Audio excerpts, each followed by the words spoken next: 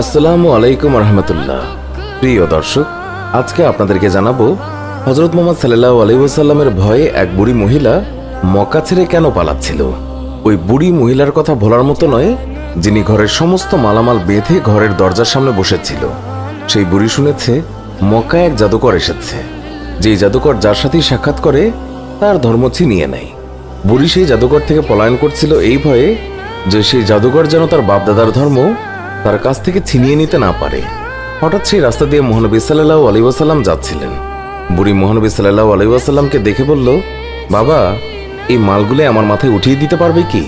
মহানবী সাল্লাল্লাহু আলাইহি ওয়াসাল্লাম যখন মালগুলি তুলে দিতে গেলেন তখন তিনি দেখলেন মালগুলো খুবই ভারী, আর এত ভারী যা বুড়ি উঠাতেই পারবে না।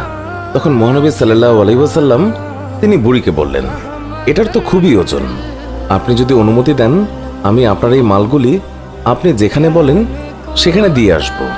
বুড়ি তো খুবই খুশি, সে খুশি মনে অনুমতি দিল। মহানবী সাল্লাল্লাহু আলাইহি ওয়াসাল্লাম সকল মালপত্র নিজের মাথার উপর তুললেন আর বুড়ির সাথে পথ চলতে লাগলেন।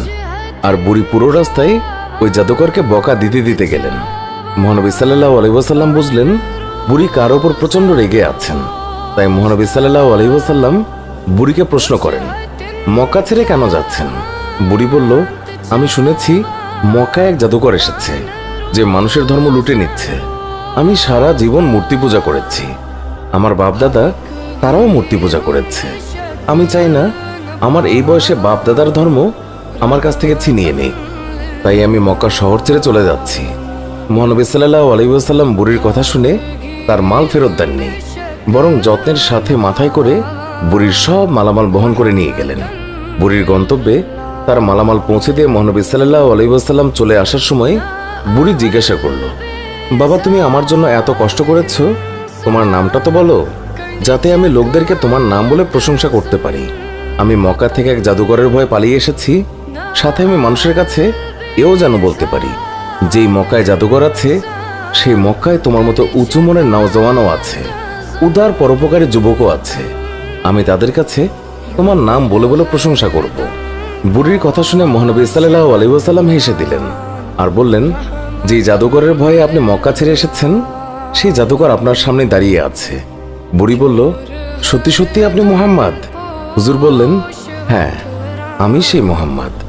তখন বুড়ি বলল, তাহলে আপনার জাদু আমার উপর ক্রিয়া করে ফেলেছে। সুবহানাল্লাহ, আপনি আর দেরি করবেন না, আমাকে পাক কালেমা পড়িয়ে দিন, লা ইলাহা ইল্লাল্লাহু মুহাম্মাদুর রাসূলুল্লাহ। ইসলাম ঘৃণা বিদ্বেষ ছড়ানোর শিক্ষা দেয় না, ইসলাম শিক্ষা দেয় ভালোবাসা ও মহব্বত। আজ মুসলমানদের মধ্যে হাজারো ফ্যাকরা, ছোট ছোট বিষয়গুলি নিয়ে আজ মুসলমানরা দ্বিধা বিভক্ত। ইসলামের আসল শিক্ষা থেকে আজ আমরা অনেক দূরে সরে গেছি। আল্লাহ সারা বিশ্বের সকল মুসলমানদেরকে ঐক্যবদ্ধ হওয়ার তৌফিক দান করুন, আমিন। প্রিয় দর্শক, এই ছিল আমাদের আজকের ভিডিও। আমাদের এই ভিডিও সম্পর্কে মন্তব্য জানাতে কমেন্ট করুন। ভিডিওটি ভালো লাগলে লাইক দিন, আমাদের অন্য ভিডিওগুলোও দেখুন। এখনকার মতো বিদায় নিচ্ছি, দেখা হবে নতুন কোনো ভিডিওতে। ভালো থাকবেন, ধন্যবাদ সবাইকে।